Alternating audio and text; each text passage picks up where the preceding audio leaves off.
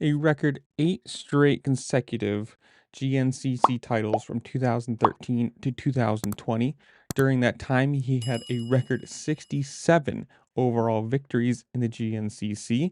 To go along with that, he has two XC2 250 Pro Class championships in 2009 and 2010 in the GNCC. He's also been a part of the Team USA's winning trophy team in the FIM 6 days in 2016 and 2019. Let's go over a little bit more here. He has a AMA National Endurocross Championship in 2015 and is a three-time full gas sprint Enduro Series champion in 2015, 2019, and 2020. And for the last 4 years, he has been helping train more KTM riders. That is Kailub Russell. I'm assuming that's how you say his name. Kailub. I'm sorry. Horrible at pronouncing things. Kailub Russell and Factory KTM have parted ways. Now, this is funny because this is coming right after the news of them being massively in debt.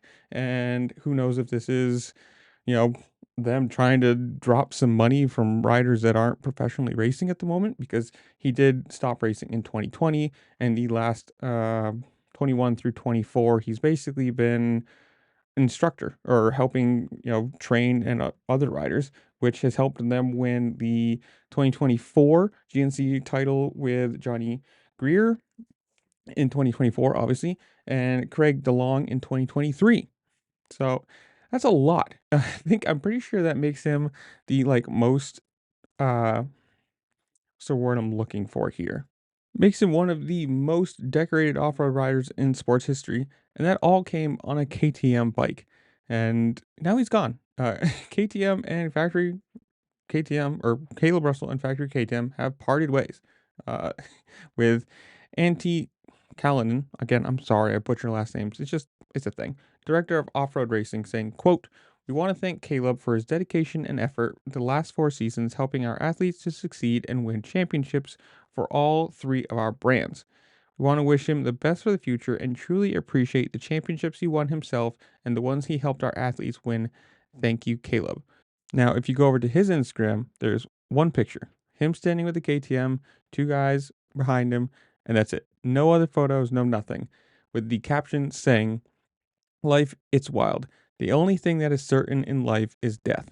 I'm incredibly grateful for this brand and all they provided me with over the last 16 years together. I'm thankful for all the team personnel that I've had the privilege to work with, and Auntie for never settling for good enough. I believe your guidance and passion for winning gaslit my mindset to a level I wouldn't have achieved without you. At this time, my wants and the company's needs don't align. My personal happiness is of importance to me. At the end of the day, nobody really gives a damn anyways. Do what makes you happy." Now, it doesn't sound very good if this is the guy who's provided them tons of championships, helped them bring other champions from other riders with, him training or whatever he, is actually doing behind the scenes.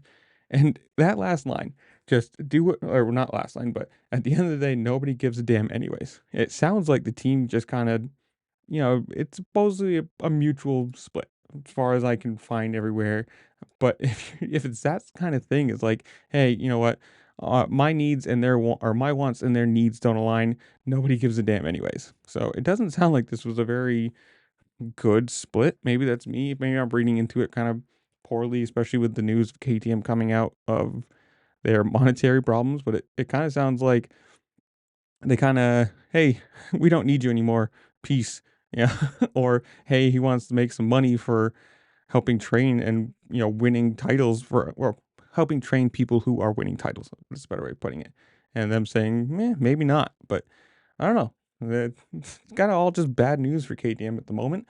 But it is what it is, I guess. We'll see where it all ends up when everything comes through, how many CEOs get bonuses and fired and whatnot. But I don't know. You guys tell me. One thing, do you watch GNCC? I know it's a little bit of I don't want to say smaller. It's a huge championship, but it's the lesser known thing, lesser televised championship compared to motocross or supercross, at least here in the US. But do you watch it? Is it something you're following? Would you watch it in general if you could see it more? Whatever it is, comment down below. Tell me what you think. While you're down there, make sure to like, share, subscribe, do all the fun things this platform allows you to do, because it really does help me out and I appreciate it. And with that, I'll see you later. Peace.